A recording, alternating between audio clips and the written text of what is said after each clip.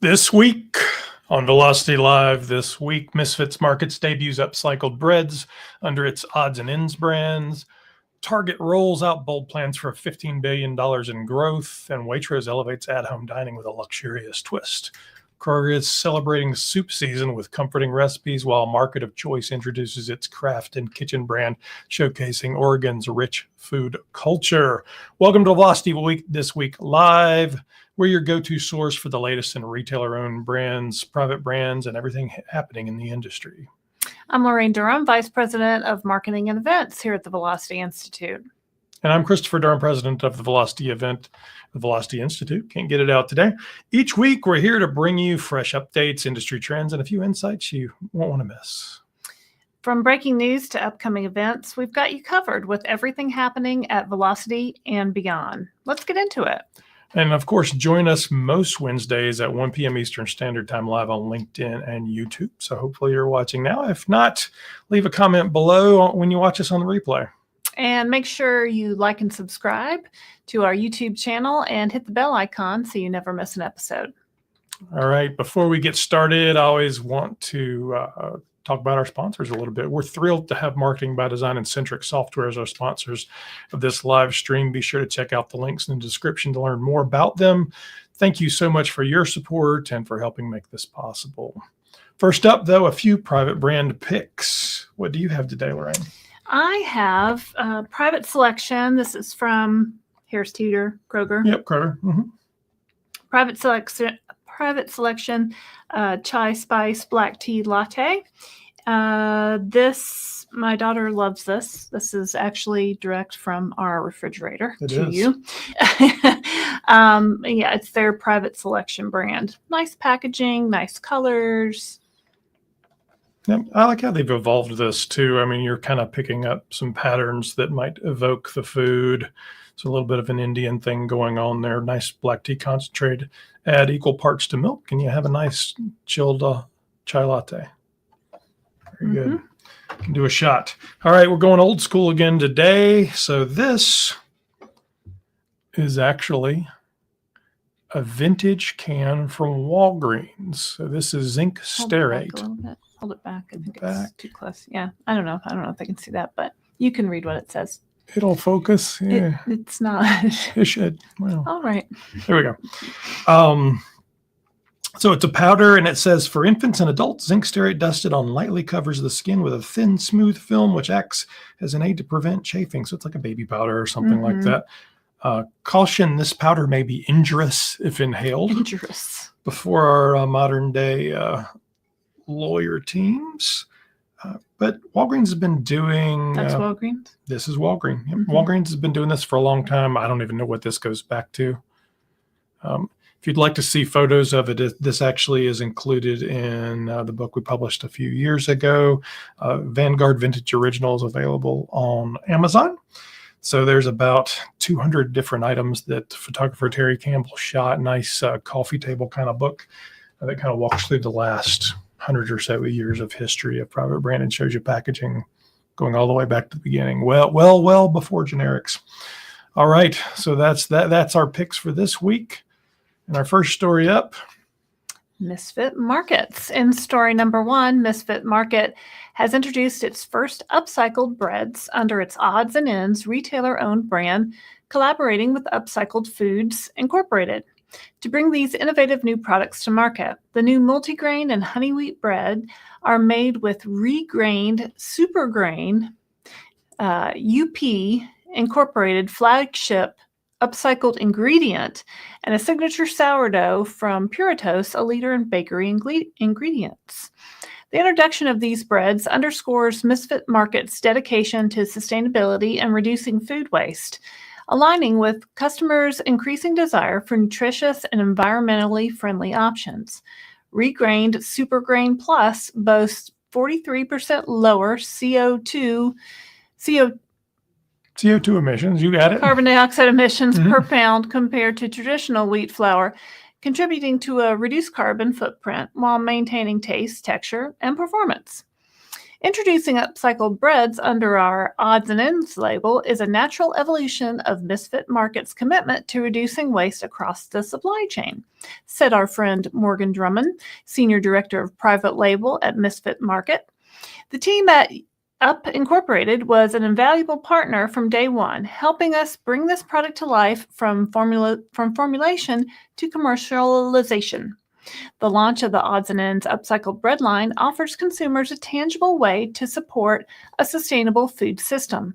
With 57% of shoppers intending to purchase more upcycled food and 1 in 3 specifically interested in upcycled bakery products, Misfit Market is meeting a growing demand while reinforcing its retailer-owned brand's mission of purpose-driven innovation. It's a mouthful. The new Odds and Ends upcycled multigrain bread and honey wheat bread are available exclusively through Misfits Market, with a 24-ounce package retailing at $4.49. So Morgan, we would love to invite you and the upcycle team. You could come present this at the conference in Charlotte. This would be a great case study to talk about sustainability, private brand, upcycling. And Morgan, you haven't been on stage at the conference in Charlotte yet, although she has joined us a number of times for the Sustainability Summit. Yeah. Story number 2, Target is stepping up its game with a sweeping revitalization plan that aims to drive more than $15 billion in sales growth by 2030, following a flat performance in 2024, including a lackluster holiday season. The retail giant unveiled a multifaceted strategy focused on enhancing its product assortment, embracing technology, and expanding its store footprint. And of course, private brand, owned brand is taking center stage. A key component of Target's growth strategy is its commitment to retailer-owned brands. Shoppers can look forward to fresh innovations, including the launch of Good and Gather collabs with celebrated chefs. Kicking off this month, the first collaboration features James Beard Award winner chef Ann Kim. Additionally, Target plans to introduce 600 new food and beverage items across Good and Gather and Favorite Day, along with expanded offerings in household essentials like Up and Up, and a refresh of the Boots and Barkley pet supplies line. So what's interesting is I went out and looked for new packaging on this, and as far as I can tell, it's not online or in store. That is, however, the new logo. So we're seeing a different color palette. We're seeing a much more playful logo that came from their website. So, stay tuned. Maybe we'll see some more of it coming soon. Popular home brands such as Hearth and Hand with Magnolia and Threshold, designed with Studio McGee, will also get trend-forward updates, keeping Target's own brand assortments fresh and relevant. We'll also see an enhanced shopping experience from Target. So beyond product innovations, Target is investing in technology to make shopping even more intuitive. Enhancements in search, social media integration, and personalized recommendations powered by artificial intelligence aim to streamline the customer journey. Not sure how much that streamlines it, but okay, it sounds good. Store growth and modernization are also on the forefront of what they're doing. So Target plans to open 20 new stores in 2025, focusing on large format locations while continuing to remodel existing stores. Updates to the supply chain network, including AI-powered inventory. Notice that's the second mention of AI. AI-powered inventory management and new delivery solutions will help get products to shoppers faster and more efficiently. Brian Cornell talked about this modern Target. He's the Target chair and CEO. He describes the strategy as building a modern Target that offers everyday discovery and delight. The blend of on-trend owned brands, enhanced technology, and improved fulfillment capabilities sets the stage for Target to remain a favorite destination for consumers for years to come. With these bold initiatives, Target is not just keeping pace with retail trends, but setting new standards for value innovation and consumer engagement. Keep an eye out for the retailer-owned brands and what they're doing and their fresh offerings. So Target's been interesting over the last few years. It was like, 5 years ago, they had really hit their stride. They were doing a lot of cool collabs. You saw Liberty of London, Lily Pulitzer, Mizuno. There was a lot of cool stuff going on. They launched Levi. They launched Good and Gather. There was a lot of stuff going on. I don't know. It seems like it's gotten a little bit tired to me lately. Thus the redo. Well, and I wonder, is it that it's a little bit tired, or that everybody else stepped up their game? So even Walmart's gotten a lot better at some of this stuff. So you're seeing better fashion, better home. Certainly, better food launches It's there. funny that the executive mentions Target. Mhm. How long have we been saying Target? I think I first heard that term maybe in the 90s. Yeah, for sure. And so I guess they're embracing their upscale feel maybe a little bit. And we're big Target shoppers. I don't think yeah. there's a month where we don't go in there 2 or 3 Well, and times. talking about the AI and the shopping enhancements and stuff like that, I'm wondering if that'll translate to online shopping and shopping in their I'm sure app, that's where it's got to start. which I yeah. do weekly. So I look forward to seeing that. And honestly, we'd love to have a bigger store. Where we live in Huntersville, North Carolina, we've got the smaller store. We just got a remodel, so I don't think it's gonna. And they're only opening 20 stores.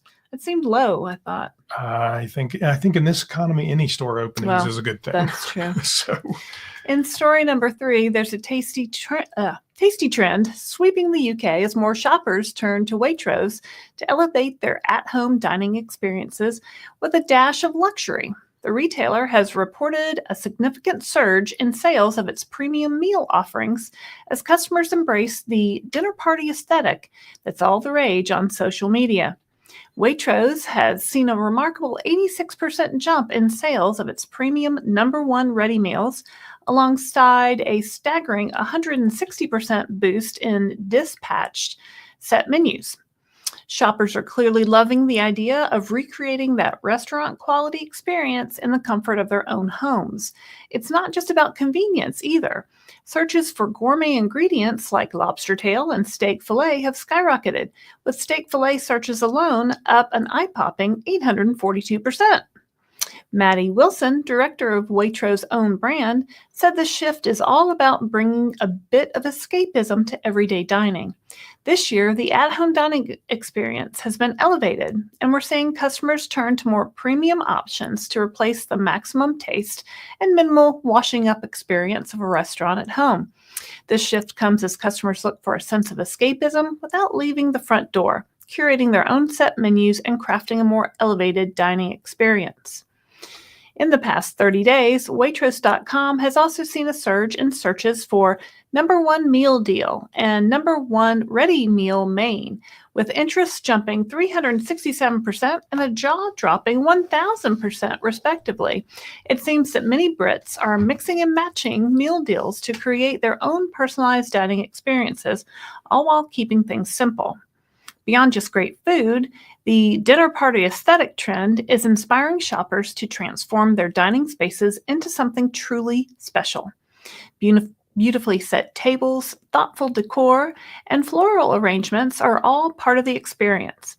Influencers like Matilda B and Sister Sharing Style are leading the way, showing how a bit of effort can turn a meal into an occasion. Zoe Simmons, senior brand development chef at Waitrose, pointed out that customers are indulging in foods often associated with high-end restaurants. As people look to recreate the restaurant experience at home, they're increasingly seeking luxury foods like a steak fillet and lobster tails. It's all about celebrating those special moments and embracing experimental dining at home.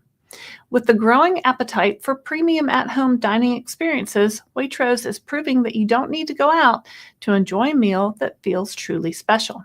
The retailer's own brand offerings are helping shoppers across the UK transform everyday meals into something memorable without the fuss of going out.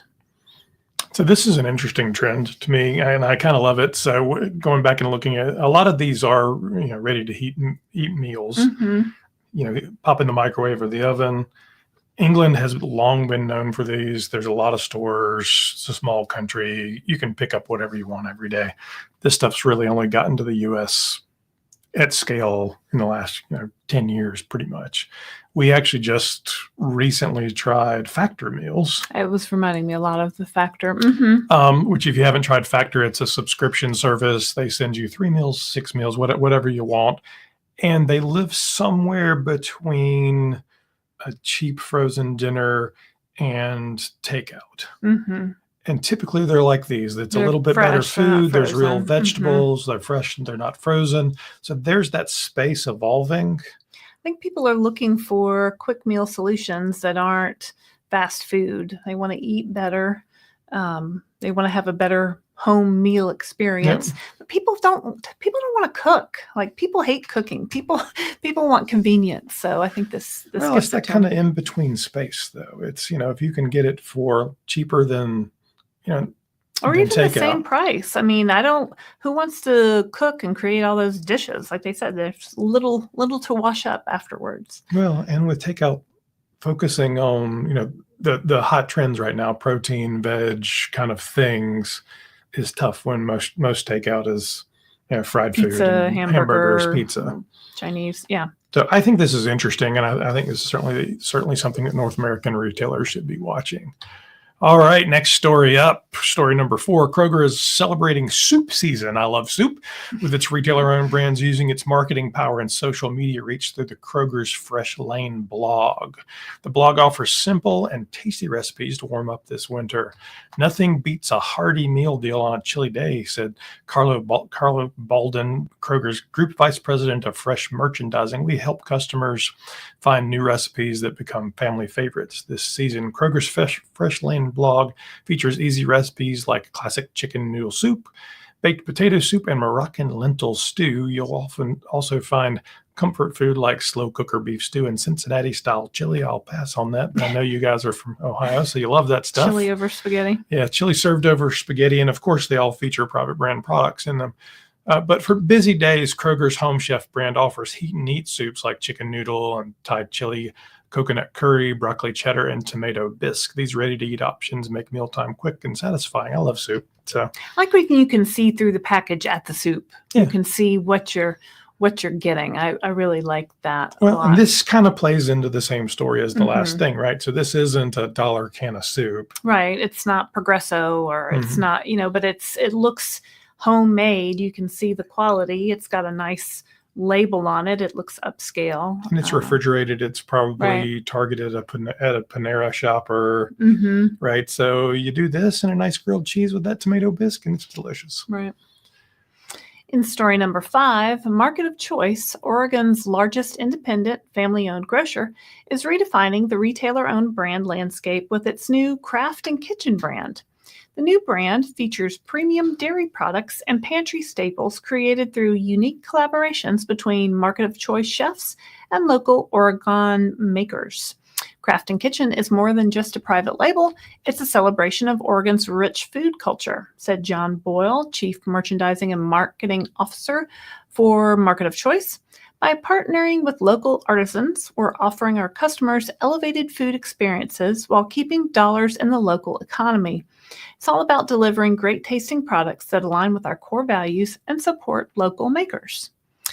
The Craft and Kitchen brand includes fruit spreads and honey by Oregon growers, milk from Umpqua Dairy, eggs by Wilcox Family Farms, and mac and cheese and pastas made by Relenti Pasta. The line also features local heat tortilla chips from Hot Mama Salsa, and new pasta sauces from Paradigm Foodworks will be available soon. A standout story behind the Craft and Kitchen line is a collaboration with Portland-based Hot Mama Salsa.